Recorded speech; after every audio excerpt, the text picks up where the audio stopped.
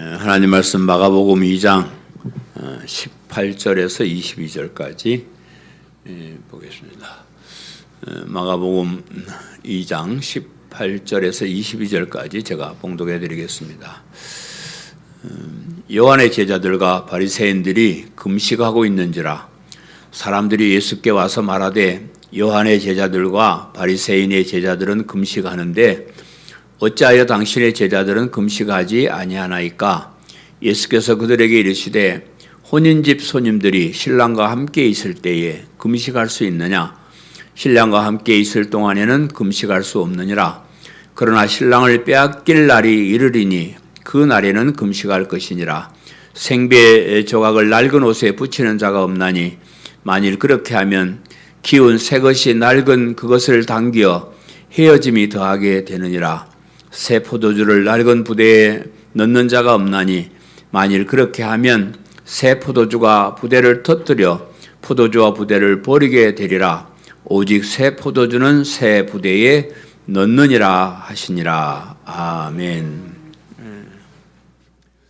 마가복음을 통해서 사도 바울이 전한 복음의 주인이신 그 예수님이 어떤 분이신가 하는 것을 살펴보고 있습니다. 마가는 예수님이 하나님이시다, 또 그리스도가 되신다 하는 것을 강조하고 있고요. 또 예수님께서 무엇을 강조하시는가, 무엇을 소중하게 가르치셨나 하는 것을 중점적으로 기록을 하고 있습니다. 마가복음 2장에 들어와서는 예수님께서 인간의 죄 문제에 대해서 특별하게 말씀하시는 것을 볼 수가 있습니다. 우리가 앞서서 이제 다 배웠지만은 중풍병자를 고쳐주신 후에 작은 자야 내 죄 사함을 받았느니라 이렇게 이제 말씀을 하셨고요. 우리 레위 마태를 부르시고 이제 잔치를 벌렸을 때 거기에 세리들과 죄인들이 많은 것을 서기관들이 비웃자 예수님께서 나는 의인을 부르러 온 것이 아니고 죄인을 부르러 왔노라 이렇게 이제 말씀을 하셨습니다. 예수님께서 이 세상에 오신 목적은 죄인을 불러서 죄사함을 받게 하기 위해서라 하는 것을 알 수가 있습니다. 모든 인간이 다 죄인이기 때문에 예수님께서 직접 오셔서 죄인임을 깨닫게 하고 또 죄사함을 받는 길을 예수님께서 열어주셨습니다. 오늘 본문의 말씀도 그 죄사함과 연관이 되어 있는 그런 말씀입니다. 어떤 사람들이 예수님께 와서 말하기를 왜 당신의 제자들은 금식하지 않습니까? 이렇게 질책을 하는데 아마 여기 이제 사람들이 와서 이 사람들은 앞에서 예수님을 따라다니면서 감시하고 시비했던 서기관들을 말하는 것이라고 이렇게 생각할 수가 있습니다. 같은 사건을 기록한 마태복음에서는 요한의 제자들이었다 이렇게 이제 얘기를 하기도 하지만은 누가복음에서는 아마 서기관을 지칭하는 것으로 그렇게 기록을 하고 있습니다. 그래서 앞서서 서기관들이 예수님께서 중풍병자를 고쳐주시고 네 제사함을 받았느니라라고 하시자 하나님만 제사함을 줄 수 있는데 왜 인간이 그런 말을 하시냐고 비웃었던 그 서기관들을 말하는 것이고요. 또 그 예수님이 죄에 대한 문제를 말씀하시면서 왜 죄인들하고 세리들하고 그렇게 식사를 하시냐고 비웃었던 그 서기관들이 그리고 나서 이제 오늘 본문에 왜 당신의 제자들은 금식하지 않습니까? 이렇게 이제 질책을 하는 겁니다.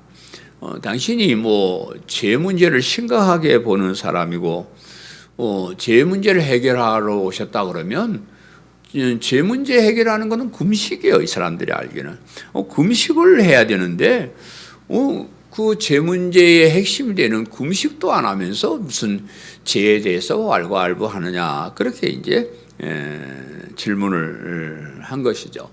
그 질문에 예수님께서 비유로 대답하시기를 새 포도주는 새 부대에 넣느니라. 이렇게 이제 그것이 금식하지 않는 것에 대한 답변입니다. 그래서 이 새 포도주는 새 부대에 넣느니라 오늘 설교 제목인데 이 말씀의 뜻이 무엇인가를 살펴보는 것이 오늘 설교의 목적입니다.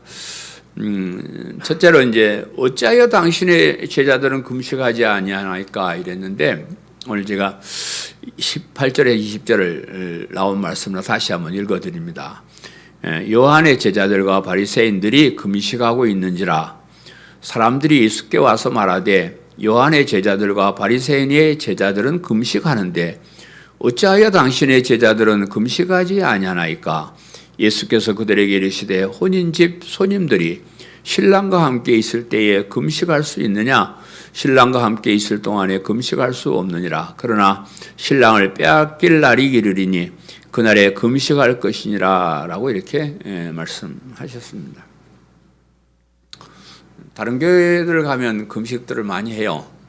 뭐 이제 순환절, 뭐 사순절 이럴 때 금식들을 하는데 우리 교회는 금식 같은 걸 잘 안 하잖아요. 제가 금식을 싫어해서 금식 하도 옛날에 구음식을 많이 해가지고 내가 사는 날 동안 안 굶으리라 삼시세끼 꼬박꼬박 찾아 먹습니다. 그래서 제가 하나님께서 뭐 내 마음에 목회 끝날 때까지 내가 금식하고 하나님께 매달려야 될 그런 어려운 문제는 없게 해주십시오. 그래 기도했는데 뭐 그렇게 된 것 같긴 해요. 물론 뭐 이제 뭐 어려운 일도 있었지만은 그래서 이제 여러분 금식에 대해서 조금 이게 뭔 뜻인가 이렇게 이제 생각하실 거예요. 그래서 제가 금식에 대해서 이제 몇 가지를 설명을 해드리는데 구약 시대의 금식은 구약의 율법에서는 1년에 한 차례 대속죄일에만 금식하도록 규정을 했습니다. 하나님께서 1년에 한 번씩 이스라엘 백성들의 죄를 다 용서해 주는 대속죄일이 있는데 그날은 모든 백성이 금식해야 된다. 1년에 한 번 그렇게 금식하도록 규정을 했고요. 이제 그러면서 시간이 좀 지나니까 특별한 절기가 있을 때마다 이제 또 금식을 하긴 해요. 그래서 그 한 4번 정도 이렇게 1년에 금식하는 걸로 구약 시대는 그랬습니다. 이 금식은 주로 죄 문제와 관계하는 자신의 죄, 또 민족의 죄, 잘못된 것 그런 것을 회개하고 하나님께 바로 서려고 할 때 이렇게 금식을 했는데 그런데 그런 어떤 좀 하나님 앞에 똑바로 살겠습니다. 다시는 죄짓지 않겠습니다. 이번만 용서해십시오 하는 그런 마음으로 금식을 하는데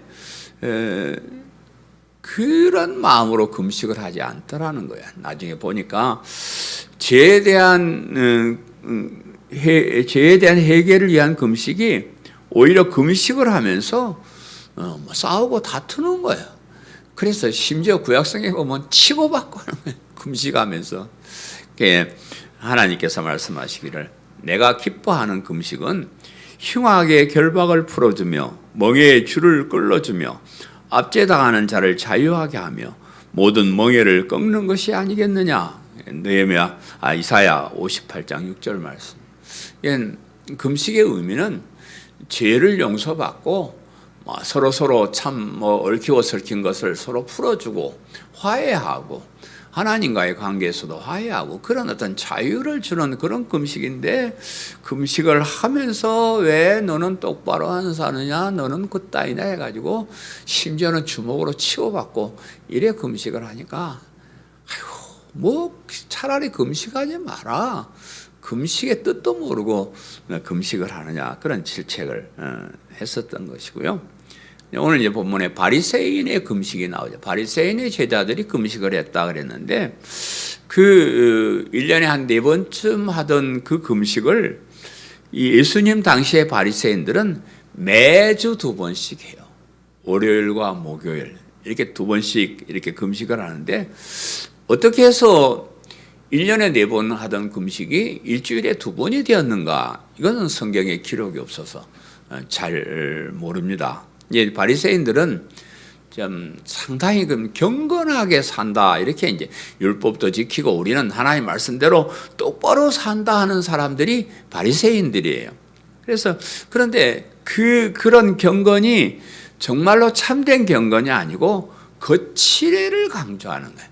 겉보기에 거룩한 척하는 그런 것으로 변했는데 속에는 악한 마음을 가지고 있으면서도 사람들 보기에는 이거 거룩한 척, 정말 똑바로 사는 척하는 그런 사람처럼 행동하는 것이 바리새인들이었는데, 바리새인들은 자신들이 죄를 범하지 않고 하나님의 말씀을 따라 경건한 삶을 산다는 것을 보여주기 위해서 금식을 한다는 거예요. 무슨 말인지 알겠죠? 그러니까 우리는 1년에 4번 그런 거 가지고 마음에 안 차. 우리는 적어도 일주일에 2번씩이나 이렇게 금식을 하면서 똑바로 살려고 노력하고 정말로 그렇게 사는 사람이다. 우리는 의로운 사람이다라는 것을 보여주기 위해서 금식을 했다. 그 말. 또 오늘 본문에 요한의 제자들도 금식을 했다 그랬는데, 여기 요한은 예수님께 세례를 베풀었던 세례 요한을 말해요. 세례 요한의 제자들도 금식을 했다 그랬는데, 이 금식이 어떤 성격인지는 우리가 잘 짐작할 수가 없는데, 다만 이 바리새인들처럼 그냥 외형적으로 형식적으로 금식하는 것은 아니었을 것 같다. 이렇게 이제 세례 요한이 회개를 외치고 똑바로 살기를 외치고 가식적인 거 그런 거 버리고 이런 것을 강조했기 때문에 그렇게 형식적인 것은 아니었을 것이다. 이렇게 이제 보여지고요. 또 그러면서도 특별히 자신들의 스승인 세례 요한을 생각하는 금식이었을 것이다. 이제 이렇게 보는데, 지금 그 세례 요한이 지금 붙잡혀서 왕궁의 그 감옥에 갇혀 있는 이런 상태예요. 그 헤롯 왕이 자기 제수씨를 붙잡아다 결혼을 했어요. 그러니까 세례 요한이 이 왕이 말이야 똑바로 안 하고 그딴 짓이나 하고 회개해야 된다. 거기다 대고 질러버렸죠. 그러니까 이제 왕이 이 자식이 헛소리 한다고 잡아다가 감옥에 이제 가둬놓고 곧 이제 순교를 하기 직전 그런 상태인데, 그렇게 돼 있으니까 제자들이 세례 요한의 제자들이 스승을 위해서, 스승이 풀려나기를 위해서 아마 금식을 한 것이 아닌가 이렇게 보여지고요. 또 우리 스승같이 저렇게 훌륭한 분이, 정말로 정의를 외치는 분이 다시 살아나와서 세상의 모든 악한 세력들을 향해서 똑바로 살아라, 죄짓지 말아라 이렇게 외쳐야 되지 않겠느냐.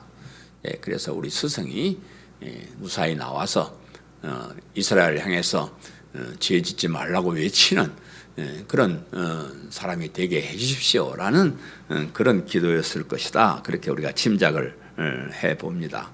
이렇게 이제 구약 시대나 바리새인이나 세례 요한의 제자들이 다 그들의 금식이 다 죄와 관련된 금식이었어요. 그 죄를 용서받기 위해서 금식을 했고, 죄를 짓지 않고 사는 것을 보여주기 위해서 금식을 했고, 죄 짓지 말라고 외치는 사람을 위해서 금식을 그렇게 했습니다. 그래서 서기관들이 예수님의 제자들이 금식하지 않는다고 지적하는 것이 그 뜻이에요. 당신이 죄 문제를 가지고 오고 죄사함을 준다고 이래서 하면서, 아니 죄하면은 금식부터 해야 되는 건데 왜 당신의 제자들은 금식을 하지 않느냐, 이렇게 이제 질책을 하는 겁니다. 예수님을 따르는 제자들의 금식에 대해서 이제 예수님은 지금 금식하는 건 아니지만 예수님께서 제자들이 지금 금식하지 않는 이유와 또 앞으로 금식하게 될 것이다 하는 그런 말씀을 하셨는데, 예수님의 제자들이 지금 금식하지 않는 이유는 마치 혼인잔치집에서 손님들이 신랑과 같이 있을 때 금식하지 않는 것처럼 지금 예수님과 제자들의 그 상태가 그런 상태이기 때문에 지금 금식하지 않고, 잔치집에 혼인잔치 하는데 무슨 신랑하고 신랑 친구들이 와서 잔치를 보려고 축하해야 되는데 거기서 무슨 슬픈 일이 있어? 거기서 금식하게. 지금은 잔치집인데 금식하지 않는다. 그렇게 이제 말씀을 하시는데, 서기관들의 이제 지적대로 예수님은 우리 인간의 죄 문제를 해결하기 위해서 메시아로 오신 그런 방. 그런데 예수님께서 죄를 용서하시는 방법은 구약 시대와 다르다는 거예요. 구약 시대와 다르다는 거예요. 구약 시대의 죄 문제 해결은 자신이 죄임을 깨닫고 그 죄를 회개하고 마음을 고쳐먹고 똑바로 살려고 다짐해서 자기 스스로 똑바로 사는 거예요. 죄의 문제를. 그렇게 해결하는 거예요. 그렇게 해서 죄 문제가 해결되고 인간 스스로 의로운 삶을 살 수 있으면 얼마나 좋겠어요. 그렇게 하면 되죠. 그런데 사람이 한번 마음을 고쳐먹고 내 지금부터는 정말로 똑바로 살겠다 다짐하면 해도 그게 그렇게 안 되는 걸 어떡하냐 말이에요. 여러분 한 번씩 새해 되면 다짐 안 해보셔요? 다짐하는데 안 된다. 그래서 인간의 마음을 조석지변이라 그래요. 아침에 마음이 다르고 저녁에 마음이 다르요. 아침에는 내가 오늘 똑바로 한번 해보려 하면 저녁 되면 또 그냥 그 마음 없어져 버리고 그래요. 그래서 또 작심삼일이라는 말도 있잖아요. 우리가 그냥 다짐을 하고 그렇게 막 결심을 해도 사흘을 넘기지 못하더라. 이게 우리 인간의 마음입니다. 그래서 이제 구약시대 때는 1년에 한 번쯤 하면 괜찮겠지 했는데 한 번 해가지고는 택도 한다는 거예요. 그래서 4번으로 늘려 그것도 안 되는 거예요. 그러니까 안 되니까 일주일에 이제 2번씩 금식을 하게 이르렀는데 일주일에 2번 금식하고 제 문제가 깨끗하게 해결이 되고 정말로 똑바로 살 수 있으면 얼마나 좋겠습니까? 그런데 그게 아니고 오히려 위선자만 되는 거예요. 속에는 흉악한 죄를 가지고 있고 나쁜 짓 사람들 안 보는데 하면서 사람들 앞에서 금식했다 하면서 나는 의로운 사람이다 이렇게 헛소리하고 다니는 그런. 그래서 예수님께서 이 세상에 오셔서 다른 방법으로 완전한 방법으로 죄 문제를 해결을 해 주셨어요.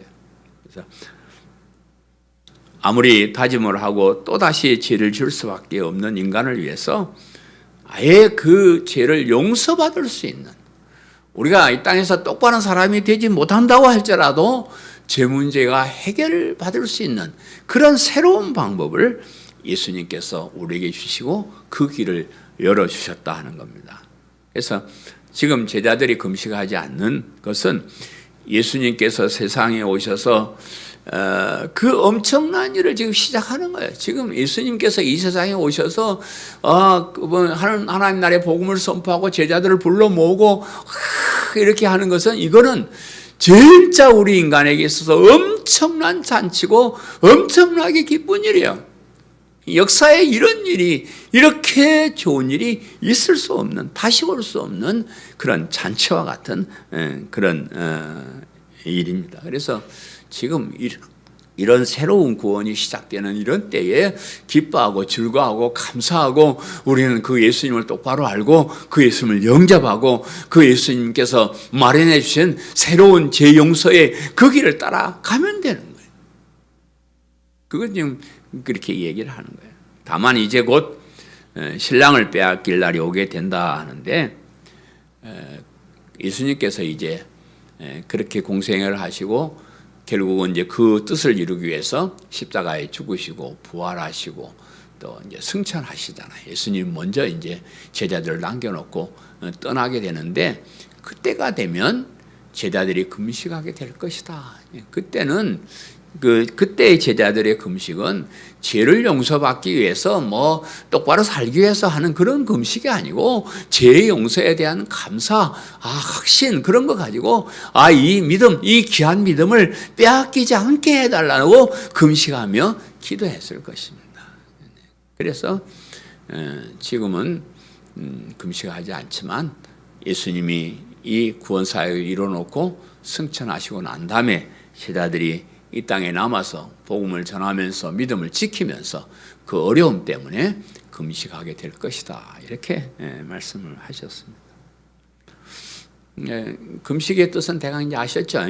이게 이제 이런 것이 이제 금식인데, 두 번째 생각할 것은 오직 새 포도주는 새 부대에 넣느니라 그래요.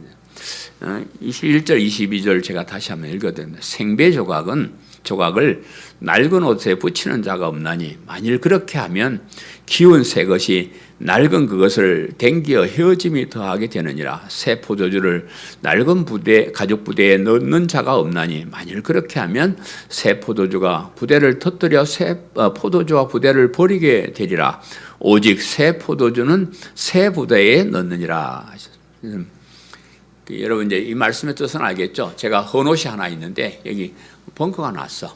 그럼 여기서 헌옷 쪼가리 갖다 떼우면 되는데 새 천을 갖다 거기다 붙이는 사람이 없다 그러면 새 천 가지고 새 옷 만들어 입지 그걸 헌옷을 떼우요. 또 새 포도주를 담았는데 그 헌 가죽 부대에 갖다 집어넣으면 그 가죽 부대가 낡아가지고 그냥 포도주도 못 쓰게 되고 부대도 못 쓰게 된다. 이제 그런 뜻이에요. 근데 이제 이 오늘 본문의 말씀은 사실 금식을 해야 되느냐 안 해도 되느냐 그런 것을 이야기하는 것이 아니고요. 구약 시대에 의로운 사람이 되는 방법과 신약에서 의로운 사람이 되는 방법이 다르다는 것을 강조하는 거예요. 여기 이 낡은 옷이나 낡은 가죽 부대는 구약의 언약을 말하는 거예요. 그리고 생배 조각이나 새 포도주는 신약의 언약을 말하는 거예요. 다 같이 하나님 말씀이고 다 같은 하나님의 언약이지만 시대에 따라서 적용하는 것이 다르다. 방법이 다르다. 그런 말씀. 다 같은 하나님의 언약이지만 예수님을 중심으로 주신 새 언약은 구약의 언약과 전혀 다른 약속이기 때문에 그 약속을 따라가는 방법이 달라야 된다. 그 말. 그래 신앙생활하면서 제일 헷갈리는 것이 아마 그런 것일 거예요. 구약과 신약이 있는데 어떻게 구약과 신약을 이해하고 조화시킬 것인가? 이것이 상당히 여러분 고민거리가 됩니다. 다 같은 하나님 말씀이지만 다른 점이 많아요. 아주 다른 말씀. 구약 시대의 이스라엘 백성과 신약 시대의 성도들이 다 같이 하나님의 백성이지만 아주 많은 점이 다르다는 거예요. 그래서 이제 제가 참 위험스러운 말이죠. 이제 제가 구약 성경을 완전히 무시해 버리면 여러분이 또 이단이라고 생각할 수도 있을 것 같고, 그게 이제 참 위험스러운 말이라서 제가 칼빈의 기독교 강요에서 오늘 이 구약과 신약의 다른 언약점을 제가 발췌를 해서 설명을 드려요. 왜냐 그러면 제가 개인적으로 하는 말은 여러분 잘 못 믿을 테니까, 이 칼빈은 우리 장로교의 장로교 목사들이 칼빈주의를 다 따르는 사람들이고 교회를 개혁한 그런 주요한 핵심적인 인물이고, 기독교 강요라는 책은 그 칼빈이 성경의 주요 핵심들을 설명해 놓은 책이 기독교 강요입니다.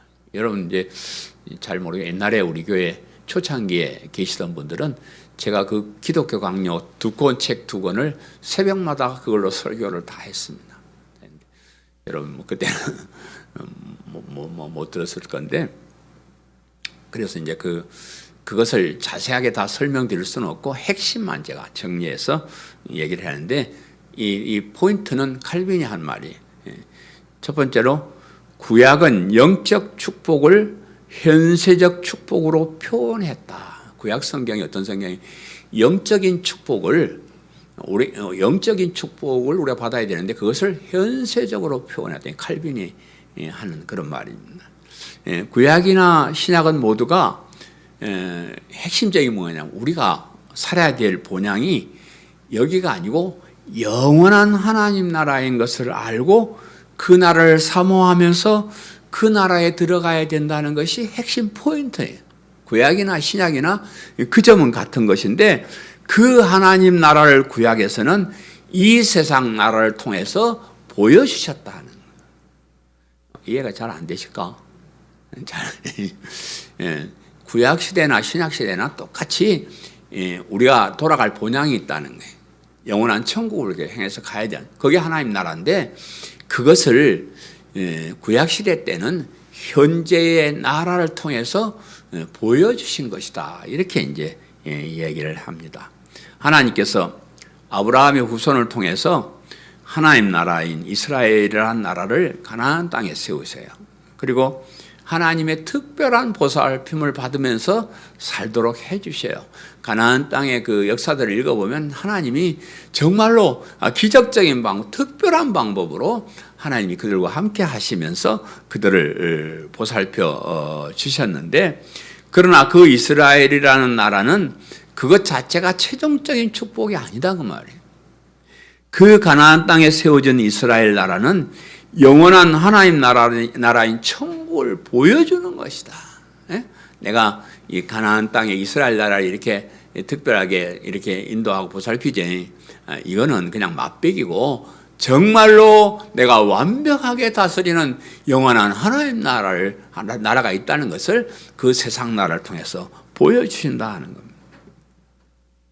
하나님께서 여러 가지 이제 그 가나안 땅에 사는 이스라엘 백성들에게 여러 가지 율법들을 주시면서 이 율법을 어기면 가나안 땅에서 쫓겨나가지고 세상 모든 나라에 다니면서 유리하면서 살게 될 것이다. 이렇게 이제 벌을 주는데, 하나님 뜻을 어기는 것은 영원한 하나님 나라에서 추방당한다는 것을 보여주는 것이다. 이스라엘 나라에 살면서 그 나라의 법을 지키지 않는 사람들은 추방시켜버리게, 애국이라 다 추방시켜버리고 잘라버리는데, 그것은 단순히 가나안 땅에서 뭐 가나안 땅보다 애국이 더 좋으니까 뭐 괜찮지 뭐 그런 것이 아니고, 하나님의 뜻을 어기는 사람은 영원한 천국, 영원한 하나님 나라에서 잘라버린다는 거예요. 그것을 보여주는 것이다. 이렇게 말씀을 하고 있습니다. 그래서 이스라엘 백성들은 그 하나님 나라에 살면서 하나님이 도와주시고 그렇게 하나님과 교제하면서 살면서 뭘 깨달아야 하면, 영원한 하나님 다스리는 그 나라로 우리가 가야 된다. 이 땅에서는 다 죽잖아요. 죽어가고 이렇게 병들고 어려운 삶을 사는데 이것이 전부가 아니고 영원한 천국을 향해서 가야 된다. 이것을 깨달아야 되는데 그것을 깨닫지 못하고 그냥 이 세상이 전부인 것처럼 그렇게 살더라 하는 거예요. 오늘날 우리도 예수님 믿고 신앙생활을 하면서 믿음 생활도 더 열심히 하고 교회를 위해서도 더 충성하고 그럴 때 이 땅에서도 복을 많이 받아요. 제가 여러분에게 천국 복음만 늘 전하면서 좀 안타까운 것은 이 땅에서 복 받는 법에 대해서 좀 안 가르쳐 주는 것 같아요. 맨날 천국 얘기만 하고 이게 좀 아쉽습니다. 여러분, 이 세상에서 잘 안 되면요, 그냥 세상 거 다 엎어버리고 하나님 나라에 한번 충성해 보세요. 세상엔 걱정에 얽매여 가지고 그렇게 살지 말고, 뭐 잘 안 되면 하나님께 바짝 나와서 더 열심을 내서 하나님께 올인해 버리세요. 그래도 하나님 역사하지 않으면 교회 가요. 나오지 마셔요. 그렇잖아요. 그런 거 체험을 해야 돼요. 우리가 이 땅에서 정말로 충성하고 헌신하고 남들보다 더 열심히 주의 일을 하면서 이 땅에서도 복도 우리가 받는 거예요. 그런 사람 복 많이 받습니다. 우리 주변의 사람들 보면 그렇게 해서 복 받는 사람 많아요. 그러면 이제 단지 중요하게 생각할 것은 그 복으로 만족해서는 안 된다는 거예요. 그렇게 복 받은 것을 통해서 영원한 하나님 나라를 바라보는, 그것이 우리가 신앙생활하면서 깨달아야 될 그런 일이에요. 그래서 하나님, 지금도 우리는 지금 영적인 세계의 영원한 천국을 우리가 보지 못했잖아요. 가보지 못했잖아요. 하나님이 다스리면 어떻게 되는지 우리가 잘 모르잖아요. 이 땅에서 우리가 체험을 하는 겁니다. 하나님을 섬기고 하나님을 사랑하고 하나님 기뻐하신 일을 하면서 하나님께 복을 받아서 이 땅에서도 정말 평안한 삶을 살고 참 보람되게 살면서 영원한 천국은 너무나 엄청난 것이구나. 우리가 이 땅에서 그렇게 살아도 깨닫지 못하고 누리지 못하는 그런 정말 참된 행복을 하나님께서 우리에게 주시기 위해서 기다리고 계시구나. 그것을 우리가 깨달아 나가는 겁니다. 그 다음에 두 번째는 이제 칼빈이 하는 말이, 구약 시대에는 형상과 의식으로 진상을 전하며 그리스도를 예표했다. 번역이 그래서 그런지 우리나라 사람하고 언어가 달라서 말이 좀 거시기해요. 구약 시대는 형상과 의식으로 진상을 전하며 그리스도를 예표했다. 신약 시대는 진상이 있다는 거예요. 진상이라면 진짜가 있다 그 말이에요. 허상이 아니고 눈에 보이는 진짜가 있다 그런 말이에요. 우리 신약 시대 때는, 지금은 그렇지만 우리가 예수님 오셨을 때는 하나님이신 예수님께서 이 세상에 사람으로 직접 오셨잖아요. 직접 오셨고 또 우리를 위해서 십자가에 진짜로 그렇게 죽으셨어요. 그리고 부활하셨어요. 사람들이 보는 앞에 승천하셨습니다. 그러한 진짜 역사가 있다 그 말이에요. 신약. 근데 구약 시대 때는 예수님이 아직 오시지 않은 때니까 예수님을 설명하는 게 참 그래요. 그래서 어떤 형상이나 의식을 통해서 예수님을 나타내 보여주려고 했다. 예표라는 것은 그 모양을 이렇게 보여주시는 거예요. 그래서 구약 성경에 나타난 절기들이나 제사나 특별한 일들은 그 일 자체가 중요한 것이 아니고 그 일을 통해서 예수 그리스도를 보여주는 거예요. 아직 나타나지 않은 그 예수님을 그런 것들을 통해서 보여주시는 거거든요. 성경을, 구약 성경을 아무리 많이 읽고 몇 천독을 해도 거기에서 예수님을 발견하지 못하면 말짱 헛일이야, 꽝이야. 모든 율법이나 모든 절기나 모든 것이 다 그래서 예수님이 오시는구나, 이렇게 결론이 내려져야 우리가 바르게 읽는 것. 특별히 이 제사 제도는 죄와 관련이 있고 예수님의 죽으심과 관련이 있습니다. 그래서 예수님이 구약 시대에 맨날 제사 드리고 짐승 드리고 그러면서 이게 뭐냐, 그래서 그 제물로 어린 양으로 예수님께서 이 세상에 오신 것을 우리가 알아야 구약을 제대로 이해하는 거예요.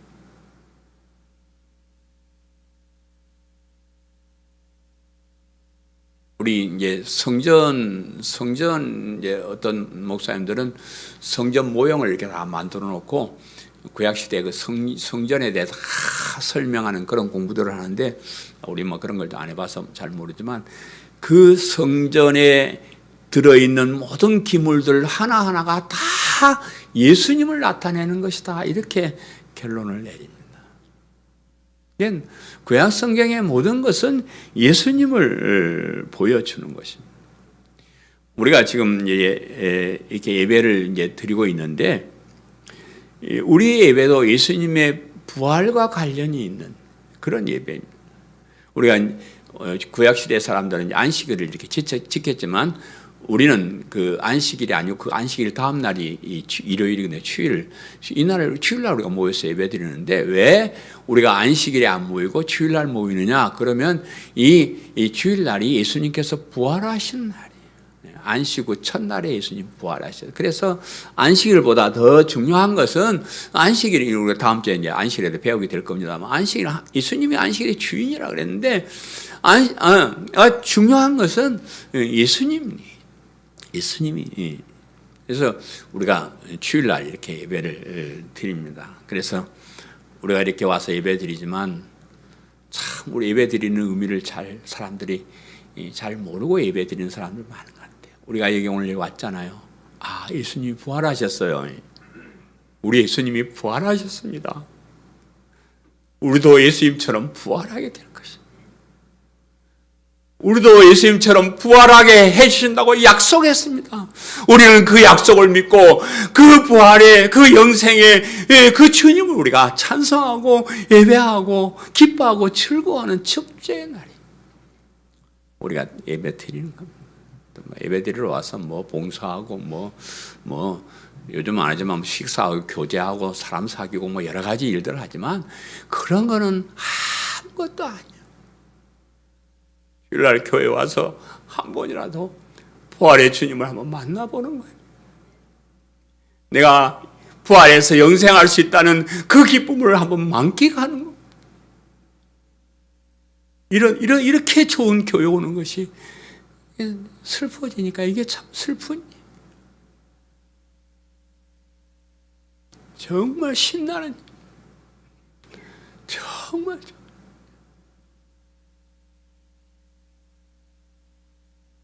우리가 예수님의 십자가를 통해서 우리가 제사함을 다 받았습니다. 이미 제사함 뭐 저도 목사지만 사람 미워하고 참 지저분해요. 그래 안 하려고 여러분들과 더 노력을 하겠지만은 참 지저분합니다. 그렇지만 예수님께서 나의 모든 것 다 하시고 나의 지을 죄 다 하시고 깨끗하게 용서해 주셨다는 그 기쁨을 우리가 확신을 가지고 살아가고 있습니다. 그래서 그런 기쁨을 주시고 부활의 소망을 주신 그 하나님께 감사드립니다. 그것이 오늘 우리의 모임. 신약시대를 사는 우리는 우리가 예배를 중요하게 여기고 예배를 자꾸 드리려고 하는 것은 이렇게 제사함을 받고 부활하고 영생을 얻는 그런 사람이 된다는 것, 거기에 대한 우리가 자부심을 가지고 감사하는 그런 것이고요. 세 번째는 그 칼빈의 얘기예요. 구약은 문자적이요 신약은 영적이다. 구약은 문자적으로 이렇게 기록된 건데 신약은 영적인 것을 얘기한다. 이렇게 이제 하는데 다시 말하면 구약은 이 세상의 일을, 신약은 영원한 천국의 일을 얘기하는 것이다. 이제 그렇게 보는데 구약의 율법과 신약의 복음을 대조하는 거예요. 대조하는 겁니다. 그래서 율법은 문자적인 교훈이고 복음은 영적인 교훈입니다. 율법은 돌판에 새겼지만은 복음은 우리의 마음판에 새겨졌습니다. 율법은 죽음을 의미하고 복음은 생명을 전파합니다. 율법은 그냥 죽는다는 거예요. 여러분, 율법 100% 지켜서 의로운 사람 될 사람 한 사람도 없습니다. 그래서 율법은 너희들 죽는 거야, 자식들아, 이거예요. 그런데 복음은 우리에게 생명을 주는 거예요. 율법은 죄를 지적하고 복음은 죄 사함을 전파해요. 율법은 효력을 잃게 되고 복음은 영원히 있을 것이다. 이것이 칼빈이 구약과 신약을 비교한 그런 말입니다. 네 번째는 구약은 노예 상태이며 신약은 자유이다. 구약은 사람들의 마음에 공포를 일으키는 것 때문에 성경은 구약을 종살이의 언약이다 이렇게 얘기를 했다. 칼빈이 한 얘기입니다. 구약은 언약은 언약인데 종살이의 언약이다 이렇게. 그러나 신약은 사람들의 마음의 제사함에 대한 신뢰와 확신을 가지게 하므로 자유의 언약이다 이렇게. 여러분 율법 한번 지키고 살아보실래요? 꼼짝 못합니다. 목사님들이 구약 가지고 설교를 많이 하시잖아요. 그런 교회일수록 교인들 꼼짝 못합니다. 구약의 율법을 여러분에게 하나하나 다 지적해서 하면요, 여기 앉아 있을 사람 우리에게 별로 없습니다. 종살이 하는 겁니다. 그런데 복음은 진리 안에서 자유를 누리는 거예요. 우리는 자유인이 되었습니다. 우리는 더 이상 율법에 얽매이는 사람이 아니고 복음 안에서 진리 안에서 자유롭게 마음껏 사는 그런 사람. 그래서 로마서 8장 14절 15절에 이렇게 말씀. 무릇 하나님의 영으로 인도함을 받은 사람은 곧 하나님의 아들이라. 너희는 다시 무서워하는 종의 영을 받지 아니하고 양자의 영을 받았으므로 우리가 아빠 아버지라고 부르짖느니라. 우리는 종으로 태어나지 않았다. 우리는 종이 아니다. 우리는 하나님의 자녀들이라. 하나님께서 우리 잘 되라고 좋은 말씀 해주시지만 우리를 종처럼 부려먹는 거 아니에요. 우리는 하나님의 자녀로서 그 권리를 누리면서, 권세를 누리면서 이 땅에 사는 겁니다. 마지막 다섯 번째는 구약은 한 민족에게, 신약은 모든 민족에게 관계한다. 구약 시대 때는 이스라엘 한 민족만 하나님 나라로 부르시고 그들에게만 말씀하셨어요. 그러나 신약 시대는 모든 민족에게 구원의 은혜를 베푸셨어요. 모든 민족이라 해서 모든 민족을 다 구원하시는 것이 아니고 하나님께서 구원받은 사람을 선택하실 때 모든 민족 가운데서 선택하신다는 거예요. 이해하시겠죠? 구약시대는 이스라엘 나라만 선택받은 사람이지만 신약시대는 모든 민족 중에서 하나님이 특별히 우리를 선택하셨다. 이렇게 말씀을 하시는 거예요. 하나님께서 우리에게 이방인에게도 구원을 안 주셨다고 우리는 그냥 소나 돼지같이 짐승같이 살다가 죽을 사람들이에요. 이방인 참 별 볼 일 없는 사람들. 하나님께서 특별하게 우리에게 이렇게 은혜를 베푸셨어요. 그래서 하나님의 자녀가 되고 참 이런 것을 생각하면요, 우리는 그냥 교회 오고 예수 믿으니까 뭐 당연히 이렇게 뭐 하지만은 그렇지가 않다는 거예요. 당연한 거 아닙니다. 하나님 특별한 은혜. 그래서 이제 구약 시대는 지난번에 말씀드렸지, 들으라, 이스라엘 들으라 그렇게 말하지만 신약 시대는 뭐라고요? 귀 있는 자는 들을지어다 그래요. 귀 있는 자는 하나님의 택한 백성들, 하나님 택한 백성들 우리에게 이렇게 은혜를 베풀어 주셨고, 우리나라는 오랫동안 우상 숭배하는 그런 나라였어요. 참 가망성이 없는 그런 비참한 나라에서 우리가 태어났는데 이렇게 복음이 우리나라에 들어오고 이런 것은 하나님께서 이방인에게도 구원의 빛을 주시고 드디어 우리나라까지 와서 또 우리에게까지 이렇게 큰 은혜를 베푸셨다. 그런 자부심을 우리가 가지고 살아야 되네. 그래서 이제 새 포도주를 새 부대에 넣으라 말이 이 말씀이에요. 무슨 말인지 알겠죠? 우리는 구약 시대의 이스라엘 백성이 아니에요. 새로운 언약을 가지고 우리는 하나님과 피로 세운 새 언약에 참여하는 그런 사람들입니다. 그래서 구약에서 나온 그런 믿음이지만 그러나 그것을 실천하면서 살아가는 방법은 구약 시대 사람들과 다르다. 그들처럼 종이 아니고 우리는 자유인이고 그들처럼 뭐 그냥 순간의 죄를 용서받는 것이 아니고 우리가 진짜 모든 죄를 다 용서받은 것이고 그들처럼 이 땅에 살면서 가나안 땅에서 내린 복이 아니고 우리는 영원한 천국까지 가는 그런 축복을 받은 사람들이다 하는 것을 기억하시기를 바라고요. 복음을 따라가는 삶이 얼마나 행복한 삶인지 늘 생각하고 주 안에서 참된 자유를 누리시며 사시는 성도님들 되시기를 간절히 바랍니다. 아멘. 사랑하는 성도 여러분, 오늘은 금식에 대한 교훈을 살펴보면서 우리는 금식 같은 거 하고 뭐 그렇게 해서 제 문제를 해결받을 사람이 아니고 정말로 예수님을 그리스도 믿는 이 복음을 믿는 믿음으로 제사함을 받고 의로운 사람이 된 사람들이다. 그래서 우리는 구약의 이스라엘 백성처럼 그렇게 사는 것이 아니고 진리 안에서 참된 자유를 누리면서 영원한 천국을 행하는 사람들이다 하는 것을 살펴보았습니다. 말씀을 잘 기억하시고 이 땅에서 자유롭게 하나님을 섬기면서 또 하나님 나라를 향해서 뚜벅뚜벅 끝까지 걸어가는 성도님들 되시기를 간절히 바랍니다. 아멘.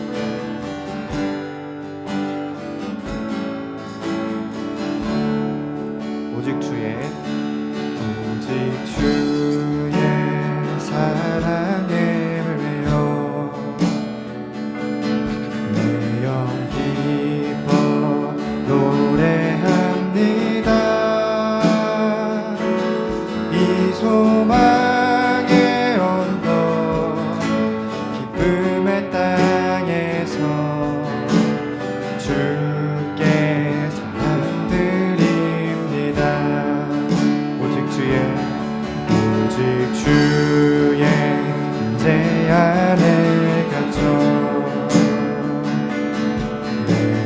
기뻐 찬양합니다.